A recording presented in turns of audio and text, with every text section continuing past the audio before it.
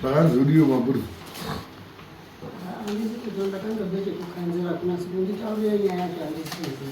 Yekuti uri akatozera. Akandokhanzere kuronga achichitaurira murowa kuti zvawakaita zvakanaka kuitira kuti ite kuti soro. Iye akati soro. Ndoyepanapa. Ndedzipano dzese. Akazoti havasi kumusunga. Handisi kuchifo. Akazoti havasi kumusunga. Akati tidzokerai ande kotongwa kwamambo. Akati dzokerai. Madzokera munoende kodaidza antu epamusha enharaunda pamhatso aronge kuti aone kumuripira. Ine ndazosvika manje ndakati achingaiti kuti tiripirane tega. Ipapo pasaba. Saka imwimwi murude kuti zvaakanoitira imwimwi akuripirei.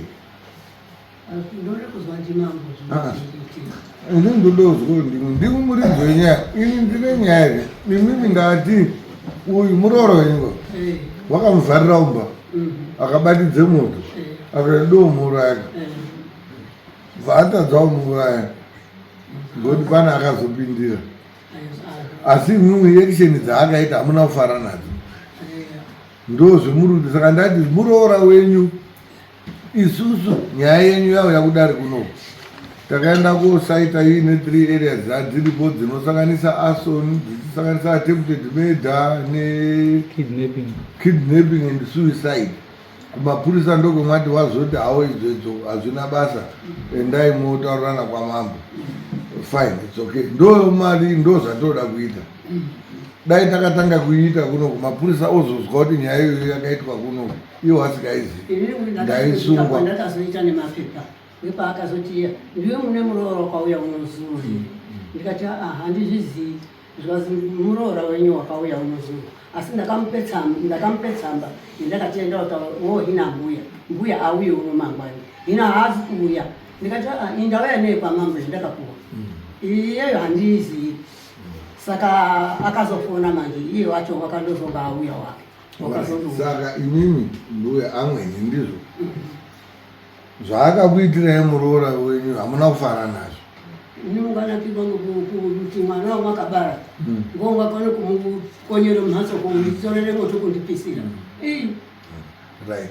Saka ndati amuitira kuti musachema mbuya, musachema, tiri kumubatsira, musachema. Murubatsirwa zvanga mayakobatsirwa here mambo. Saka mautobata yamhosva futi yemautoita ne.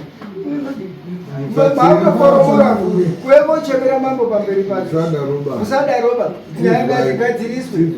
Semataurira nemuri kutoita. Izvi mambo unoda kugadzirisa. Muno mukirinika musiri mekuoneneba. Mukiriniki munorapwa isha. Zvaakaita uyu une mhosva nesudare, aine mhosva futi nani nemi.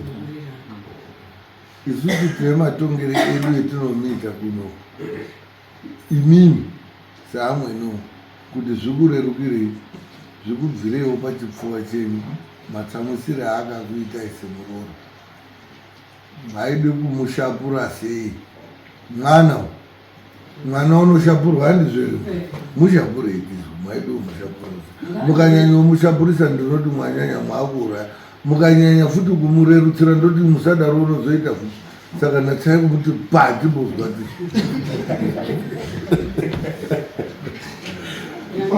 kuti iyo mapurisa akataura kuti unoende koaripira remare pari inotenga haiwambudzi nokuti airika nechimbuzi chino ngati haiwambudzi imimi ndiyo munotibatsirawo. Isusu tinoda mudhabura kunoku nyama yedu yekugota imi mudhaburai nyaya ndimwi mwakatanga kuuya nei nenyaya ngenyu. Hatisi kuda kuti isusu tigire panyaya yani yenyu imwi musinawo nadzo ngoti nyaya ngeyani ngenyu. Next time muchazoti handiendi kwamambo bhozi hakuna chinodi chinobuda icho chabuda icho ndatingomutiwo bhatizwe tizwe muswapure azoziva kuti amwene ndikahadai anozodai $40.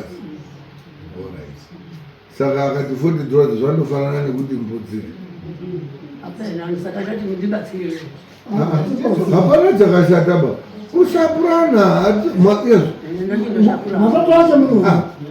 ndandizi kuti ripisai hamuripisani ba amwene munoshapurana basi handikuripa ba handi kutore nzvimbo hamukondi ba mwana wenyu eho asi anyari mwana akabeshuga akaite misikazwa unobatwe ruoko kwakumbozi iwe hamutori nzvimbo rowe musoroba munorowe kumagadzikwa iwewe futsake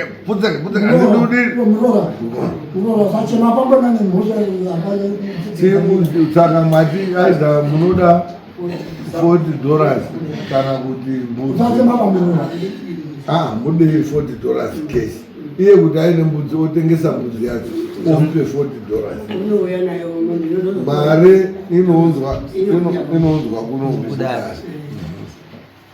saka murora iwewe tichazokuripisa kasingaperi uruziva kuti wakabuda futi munomu last time usina udismiswa ukaita hiriri panapa ukadojairira handisi tiri kukutuma ushupana neamwene handisi takakuchida kutiitira mastyle anhu achazopeisira akufunga kuti munochekwa munomu hamuchekwa hapana rufuba uchatikonzeresera rufubanaa wazwa munhu uri kuunza kunoku yo wabuda munomu unoenda kumba kwamwene wochema uri kuko 4 days so tiitira noisi unoda kutitatisa kukaka munomu wakauya iwo tiri kutonga nyaya yako munomu yo ukabuda iwo nyaya tisina kupedza pane tikazosara tichipedza imbudziyo iyo zvikubata kwetatokuita nawo nebhosva mbudzi futi mbudzi mbiri panapa hatisiuda kuzwa zvorutaura hatisiutombokupa nemukana wacho kuda kujaira kutaura zvosina nebasa musi wa15 tinoda mbudzi panapa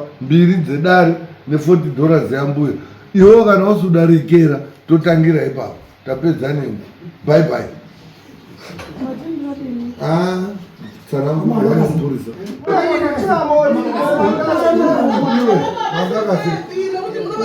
unoya timangara